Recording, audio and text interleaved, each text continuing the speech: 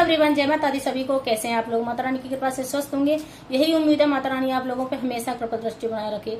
तो आइए जानते हैं ऐसा शिव पुराण में क्या लिखा हुआ है जो हमें छोटी छोटी गलतियां हमारे घर की बर्बादी की तरफ ले जाती हैं, और जो हमारे घर बर्बाद हो जाते हैं हमको पता भी नहीं लगता है हम क्या ऐसी गलतियां कर रहे हैं।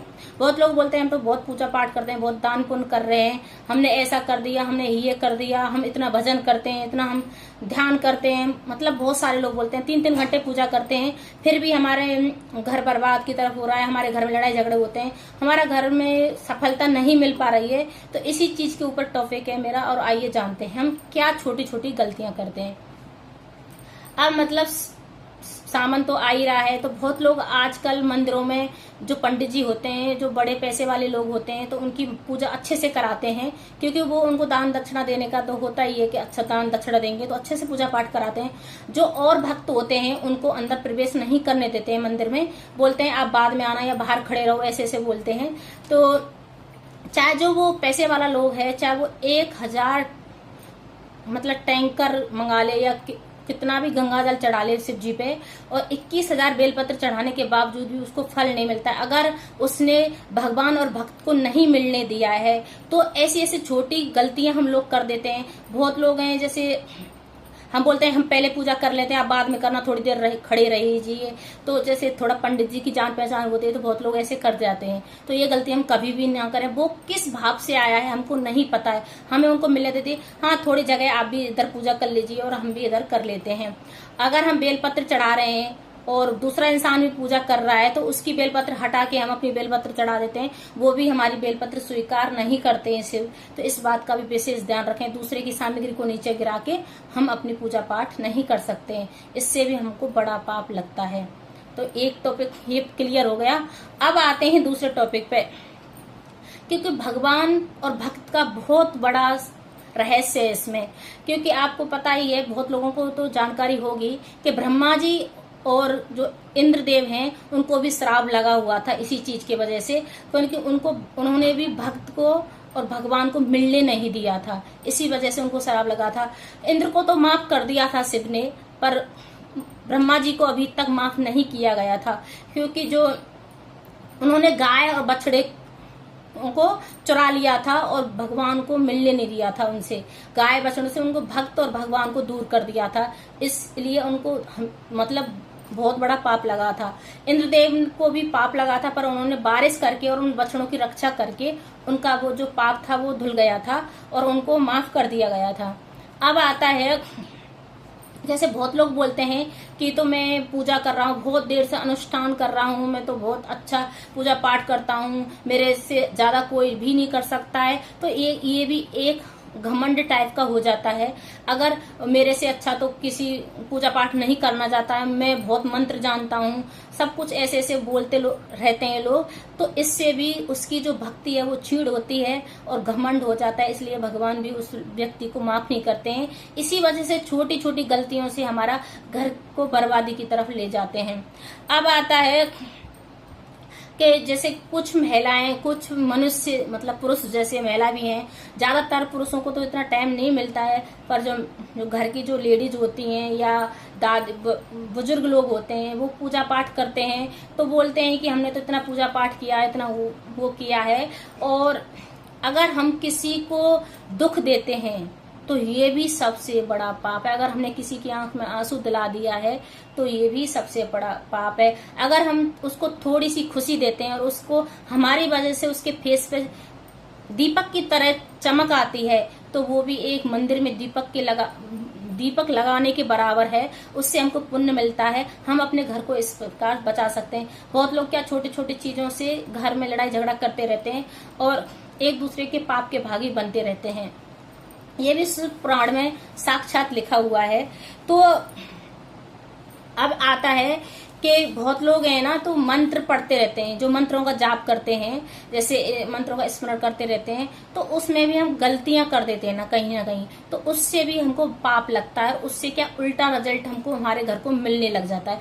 इस बात का भी विशेष ध्यान रखना है। अगर आप कोई किसी मंत्र का जाप कर रहे हैं या किसी जैसे दुर्गा अष्टमी है या हम किसी और मतलब पढ़ रहे हैं, हनुमान चालीसा तो सीधा है, फिर भी बहुत ऐसी पुस्तकें हैं, मंत्र हैं जिनको हम गलत तरीके से पढ़ देते हैं। सो उससे भी हमारे घर को बर्बादी की तरफ लेके जाता है। इस बात का ध्यान रखें। अगर आपको मंत्र आ रहा है तो पढ़िए, नहीं आ रहा है तो छोड़ दीजिए और माफ कर दीजिए कि भगवान मेरे पे ये मंत्र सही से नहीं पढ़ा जा रहा है और मैं इसको नहीं पढ़ सकती या पढ़ सकता हूँ। तो इस प्रकार से उसको छोड़ के फिर भी हम जो गलत कार्य कर रहे हैं उससे हम बच सकते हैं। कि बहुत लोगों ने इसका भी कहावत है, जो दुर्गा सप्तमी का एक राजा पाठ कराता था, जो बहुत बड़ा मतलब सेठ था, वो हर बार अच्छे से पाठ पूजा करता था और उसकी जो 9 दिन का जो व्रत रहता था और लास्ट में उसकी पत्नी खत्म हो जाती थी। हर बार ऐसा ही होता था क्योंकि वो दुर्गा सप्तमी को गलत तरीके से पढ़ता था। कुछ मंत्र ऐसे होते हैं उसमें भी तो पढ़े नहीं जाते हैं, तो इसी वजह से अब उसमें भी हिंदी में थोड़ा देने लग गए हैं। तो इस वजह से ही होता है। इस चीज का भी ध्यान रखें, अपने बहू बच्चों को सबको पूछ लें। अगर घर में कुछ गलत हो रहा है या कुछ बर्बादी की तरफ जा रहा है तो इसको पूछ लें कि आप कुछ मंत्रों का जाप तो नहीं कर रहे हैं हमारे घर में। वो घर के सभी सदस्यों को पूछ के ही हम उसका हल कर सकते हैं। अब आता है हम दान पुण्य किसको कर रहे हैं, इस चीज का भी विशेष ध्यान रखना है आप लोगों को। बहुत लोगों को आप दान पुण्य कर रहे हैं, जैसे ट्रेनों में मिल जाते हैं, जैसे बहुत लोग कटोरे में हम पैसे डाल देते हैं, उस पैसे का हमको नहीं पता लगता है वो क्या करेगा उस पैसे का। शराब पिएगा, जुआ खेलेगा या कुछ भी गलत कार्य कर सकता है, हमको नहीं पता है। आज के टाइम में लोगों को पैसे मांगने की बहुत ज्यादा वो हो गई है। और पहले क्या था, रोटी दे दी, रोटी खिला दी या आटा डाल दिया या अनाज दे दिया। अब अनाज और आटे को तो लेते ही नहीं है लोग, अब पैसे पे आ गई है। तो हमारी जो लक्ष्मी, घर की लक्ष्मी होती है वो छीड़ होती है क्योंकि वो गलत जगह पे जाती है। उसका भी हमें विशेष ध्यान रखना होता है कि ये हमारे हाथों से गलत इंसान को तो नहीं जा रही है, उसका वो दुरुपयोग कर सकता है, तो उससे भी हमारे घर की बर्बादी की तरफ होता है। अब आता है अपने घर की बेटी और गाय और लक्ष्मी को हमें किसको देना है। इस चीज को देने से पहले आपको 50 बार सोचना चाहिए। तो जैसे अपने घर की जो बेटी होती है उस दामाद के हाथ में सौंपने से पहले आपको 50 बार सोच समझ के उसका रिश्ता फिक्स कराना चाहिए कि वो दामाद कैसा है, उसका घर परिवार कैसा है, उसके बारे में सारी जानकारियां निकाल के ही आप अपनी बेटी को विवाह करें। क्योंकि अगर हम उसको गलत तरीके से आप विवाह कर देते हैं, जो कन्यादान करता है उसको बहुत बड़ा पाप लगता है। इस चीज से भी जो उसकी बेटी रोती रहती है सारी जिंदगी, इसका भी बहुत बड़ा पाप होता है। अगर हम गाय किसी को देते हैं, जो कसाईयों को या किसी को दे देते हैं, तो हमको नहीं पता वो किस रूप में कहाँ लेके जा रहा है गाय को। तो बहुत लोग जो पहले कसाई होते थे वो काट देते थे गाय माता को। और इस चीज का भी ध्यान रखना है हमें, गाय को किसके हाथों में सौंपना है। अब आता है अपनी जो घर की लक्ष्मी होती है, लक्ष्मी माँ, जो हम पैसे का दान मतलब पुण्य करते हैं, किसके हाथ में कर रहे हैं, किसको हम दे रहे हैं, वो सदुपयोग करेगा या दुरुपयोग करेगा, या वो अच्छे कार्य करेगा या बुरे कार्य करेगा, वो हमको नहीं पता। तो सोच समझ के अपनी लक्ष्मी का दान करें, इससे भी हमारे घर की बर्बादी का इशारा होता है। अब होता है कि पुस्तकों में लिखा है कि करोड़पति से रोड़पति बनने में कुछ भी टाइम नहीं लगता अगर हम गलत कार्य करते हैं। तो गुरुजी कहते हैं कि अगर हमें बहुत ज्यादा कष्ट में है, बहुत ज्यादा व्यापार में जैसे मतलब हानि हो रही है, तो आप ये चीज देखें कि हमने ऐसा क्या गलत कार्य कर दिया है जिससे हमारा व्यापार ठप होता जा रहा है, या कुछ तो किया है आपने जिससे वो गलत हुआ है। तो भगवान की शरण में जाएं और उसको माफी मांगे, उसको अपनी बर्बादी को बार बार याद करके उसको। बहुत लोग हैं कि जैसे बोलते हैं ना, रंग से राजा बनने में भी टाइम नहीं लगता और रख से राजा बनने में भी टाइम नहीं लगता, वो दोनों चीजें हैं। तो इसी प्रकार से होती हैं। अगर आपको और सबसे मेन चीज होता है, जो अपने घर के बड़े बुजुर्ग होते हैं, जो स्त्रियां होती हैं, खासकर पुरुष स्त्रियों का मान सम्मान नहीं करते हैं, तो वो भी अपनी लक्ष्मी घर की बर्बादी की तरफ जाते हैं। अगर वो लक्ष्मी अपने बुजुर्गों का, अपनी पत्नी का सम्मान करते हैं, अपनी घर की स्त्री का सम्मान करते हैं, तो वो हमेशा तरक्की पर रहते हैं। इस बात का भी विशेष ध्यान रखना है।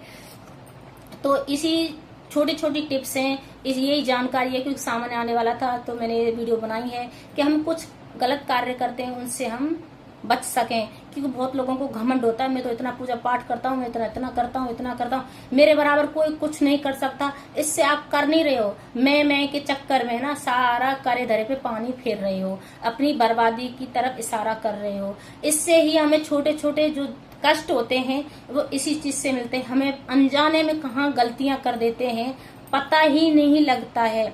तो इसी वजह से है। तो वीडियो मेरी बहुत बड़ी हो जाएगी। ऐसे बहुत चीजें हैं जो हम गलतियां करते हैं अपनी जिंदगी में। सबसे मेन है सब्र ही सब कुछ है। तो जो भी अगर गलती कर रहे हैं, किसी का दिल मत दुखाए, किसी की आंखों में आंसू ना आने दें। सबसे बड़ा हमारा पुण्य यही है। तो अगर मेरी वीडियो आपको अच्छी लगे तो लाइक करें, शेयर करें, कमेंट करें, सब्सक्राइब करें और हमेशा मुस्कुराते रहें। हर हर महादेव। जय माता दी सभी को।